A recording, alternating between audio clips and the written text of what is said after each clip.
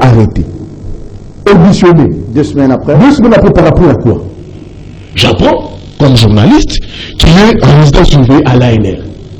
C'est ça que j'apprends. En résidence surveillée à l'ANR. Ça signifie quoi, résidence surveillée à l'ANR? On ne sait pas. Je pense que Maître Hervé va racheter comme avocat. Ça signifie quoi? En résidence surveillée. Cette surveillance est surveillée.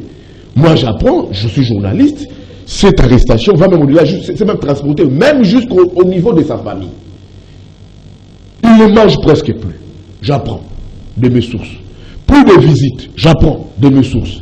Pourtant, ici, Maître Georges Kapemba, toujours Georges Kapemba, toujours lui. Et vous avez dit ici que M. Mbelou Biocha lui avait garanti que M. Béa allait être traité dignement. Mais les informations que j'apprends, il y a des inquiétudes au niveau de sa famille, que le monsieur ne mange plus, il ne reçoit plus de la visite.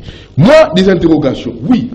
Coup d'État, Chiwewe, la personne qui assure en permanence la sécurité du président de la République, le commandant de la garde républicaine. Coup d'État, oui.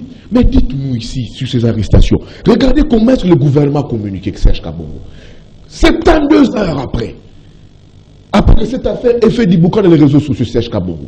Même pas une communication officielle de l'état-major de l'armée. Ça, c'est un porte-parole qui vient communiquer. Sinon, moi, je me pose des questions. Coup d'État, oui. Moi, je pense que, à mon niveau, moi, je vais terminer par la Serge Kabongo. Je pense que, j'estime, j'avance petit à petit, je pense que, petit à petit, que c'était un petit règlement des comptes, comme le dit ici, mon ami Denis Kadima, dans l'affaire du président de la République. Petit règlement des comptes. Regardez ce qui s'est passé. Toutes les personnes qui ont accompagné le président de la République pour son pouvoir, dans ce secret des pouvoirs, ces personnes sont petit à petit mises à l'écart. Kaboun, le tout-puissant de l'UDPS, ne dit pas que Kaboun a été moindre dans la prise de pouvoir. Je chute. Kamere, procès 100 jours. Toutes ces personnes-là, soit vous êtes mis à l'écart, soit la plupart sont décédés. Kitenge Yezu, Jack Ilunga, Tete Kabou, c'est des interrogations, c'est très important. Ah oui, comme ça c'est très important. Tete Kabou et Jack Ilunga, Kitenge Yezu. Moi je ne peux pas, j'analyse. Ces gens sont... Maintenant, on a là le procès, l'affaire François Béa. François Béa mis à l'écart. Qui a été-il? François Béa, on le sait ici, il a toujours eu des députés démêlés dans l'entourage du président de la République. Dans l'entourage, j'ai enquêté avec les journalistes. Son intérimaire, la personne qui assume l'intérim ici, M. Jean-Claude Boukassa, il a toujours été à l'opposé de François Béa. Ça, c'est la guerre des palais, peut-être. La guerre des palais, à l'opposé de François Béa. J'ai aimé. À l'opposé. Vous ne remettez pas en question la version officielle, mais je ne remets pas. Vous posez des questions. Je me pose des questions. Par rapport aux éléments d'appréciation. À l'opposé de François Béa. Oui. Donc, moi, j'estime à un moment que c'était vraiment un règlement de compte pour dire que monsieur soit à l'écart, mais il faut trouver un moyen. Maintenant, s'il est fait, il faut donc les faits. Qu'est-ce qui s'est passé? Est-ce que réellement, est-ce qu'il y a une confrontation? Et comment sera-t-il acquitté? Et il faut maintenant voir la méthode de l'acquittement. C'est ça. Alors pour chuter, moi je pense, je me remets aux sources officielles à l'argumentaire du gouvernement, mais j'estime petit à petit, à mon niveau, Yves Bouya, que ça c'était un règlement des comptes. Ça, ce n'est pas bon pour une république qui doit avancer. On dit des dizaines de personnes, on dit des hauts galonnés de l'armée.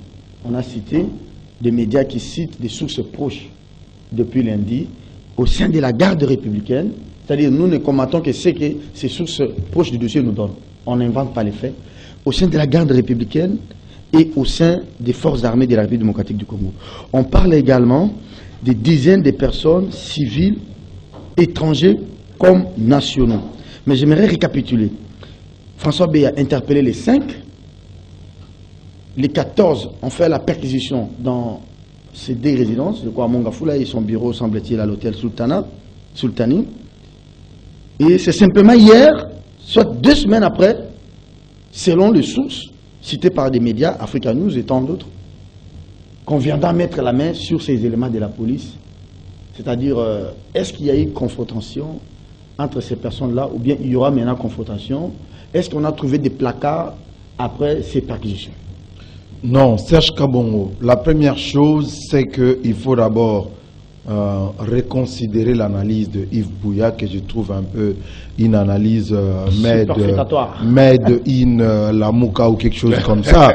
Non, mais c'est tout à fait compréhensible.